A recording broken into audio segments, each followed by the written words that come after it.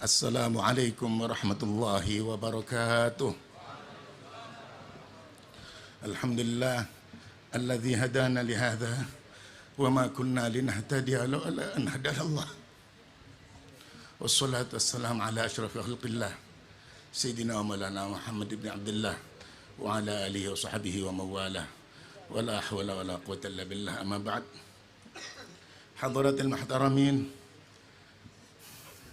saya kaget karena sama sekali tidak diberitahu, suruh menyambut apa yang harus saya sampaikan, sedangkan saya ini murid dari Pondok Pesantren Darul Hadits. Yang pasti saya hanya samaan wa ta'atan kepada beliau, keluarga Al-Imamain, kepada para habaib, para ulama yang saya hormati. Alhamdulillah, saya bersyukur kepada Allah Subhanahu wa taala, saya jadi santri Pondok Pesantren Darul Hadits Al-Faqihiyah, dan saya sangat bersyukur menangi pada waktu itu Ustadzul Imam Al-Hafidz Al-Musnid Habib Abdullah bin Abdul Qadir bin Hamid Al-Baqi. Waktu abah saya mau meninggal dunia, Ustadzul Imam manggil saya, "Ahmad, panggilkan anaknya Kiai Said." Akhirnya saya datang. Sekarang bilangnya gini, "Abahmu tadi habis ketemu saya, sekarang aku jadi abahmu." Begitu. Saya nggak ngerti maksudnya, nggak taunya ada telegram abah saya meninggal dunia. Ustadzul Imam seperti itulah, luar biasa. Saya bilang, saya belum pernah lihat orang yang seperti Ustadzul Imam. Pernah ada teman saya, maaf ngajak saya ke satu kiai, minta doa. Maksudnya dia senang sama perempuan, pengen doa yang supaya cinta, perempuannya cinta. Saya ke sana nganter, pulang dari sana saya dipelotot sama Ustadzul Imam. Seakan-akan mengatakan, "Kamu ini habis mengantar orang maksiat," gitu loh. Pas datang teman saya itu, Ustadzul Imam enggak tahu, ambil tongkatnya dipentungkan kepada orang itu. Saya, Allah, begitu perhatian kepada murid-murid. Dan saya sering melakukan yang mungkin dilihatnya tidak pantas. Ustadzul Imam datang, mimpi Atta itu marahi dan seterusnya. Dan saya pernah putus asa atas dosa-dosa saya menangis terus, saya menangis.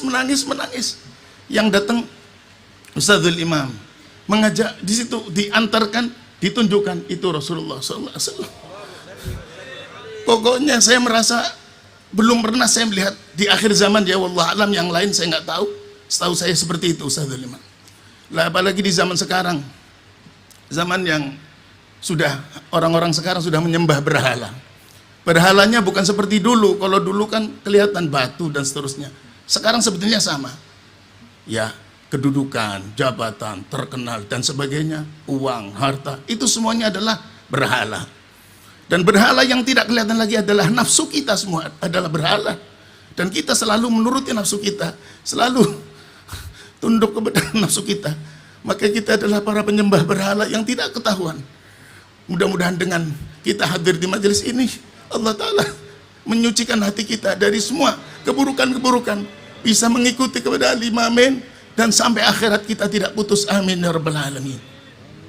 Selanjutnya saya pernah mendengar waktu saya mondok di sini, muallim siapa saya lupa itu mengatakan, "Kun nuran wala takun zulmatan." Jadilah cahaya dan jangan jadi gelap. Saya nggak ngerti maksudnya, nggak ngerti yang diomongkan, ya ikut hafalan saja. Setelah lama-lama, ya itulah keistimewaan Ustadzan Al-Imamain.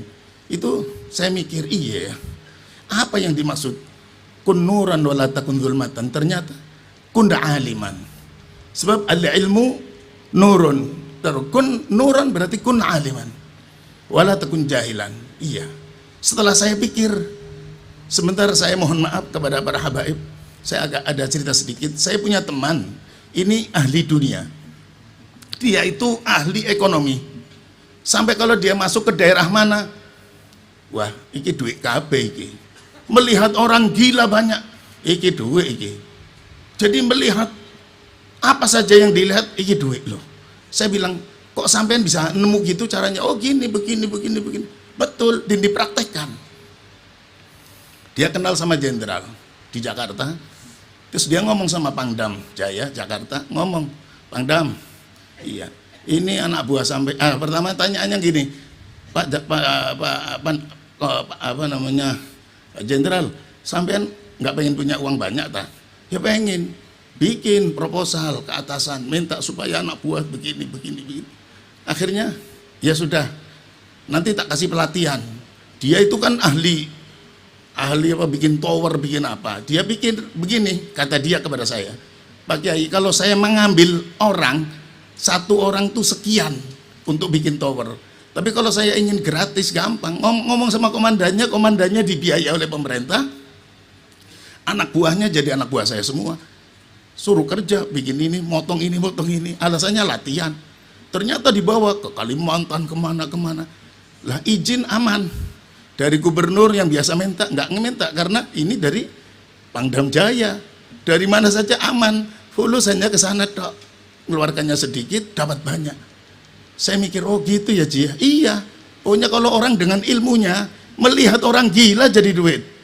Melihat apa saja jadi duit. Itu kata Haji Sakhari almarhum. Lah begitu pula saya ngomong sama Haji Sakhari, Ji, bagaimana dengan ilmu agama? Lebih-lebih Pak Kiai, orang kalau pakai ilmu agama mau tidur, niat yang banyak, tidurnya dapat pahala.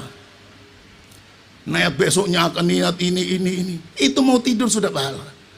Bangunnya baca Alhamdulillahilladzi ahyana, ingat Rasulullah, syukur kepada Allah Ta'ala, baca. Baru bangun tidur baca Bismillahirrahmanirrahim. Di dalam kitab Is'adur Rafiq diterangkan, siapa yang baru bangun, baru bangkitnya baca Bismillah, wajabalahu ridwanullahil akbar.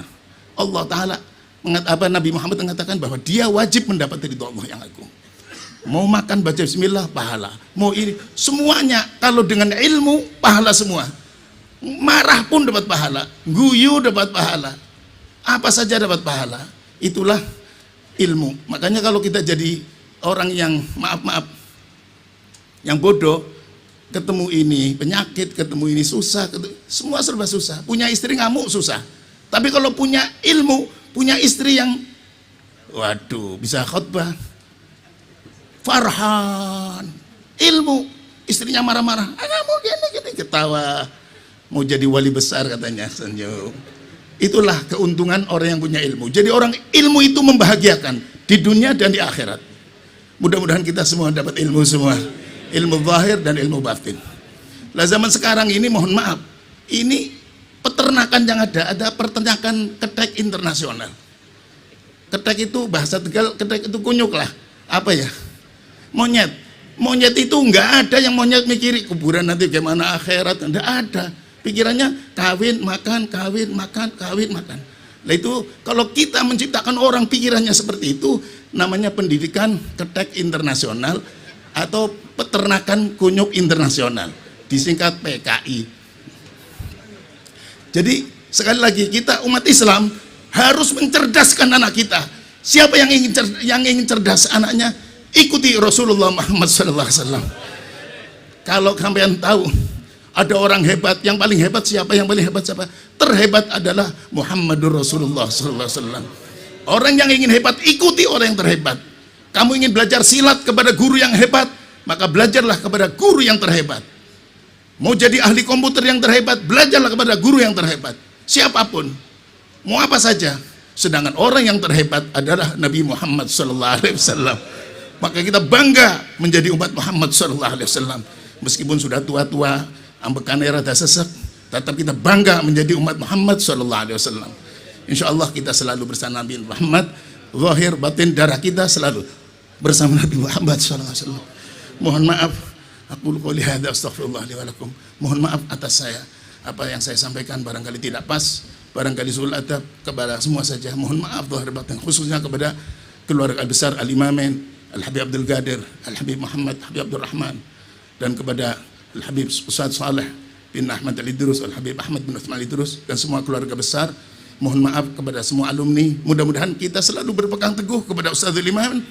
Dan insya Allah kita sudah di gerbongan yang benar, gerbongan yang hak. Sudahlah, kalau gerbong ini lari 1000, kita ikut lari 1000. Ini Ustadzul Imam gerbongan, ngikuti atasnya. Ndas-ndase itu Rasulullah SAW. Rasulullah lari 1000, kita ikut. 1 miliar kita ikut. Jadi nggak usah tolak-tolak sudah.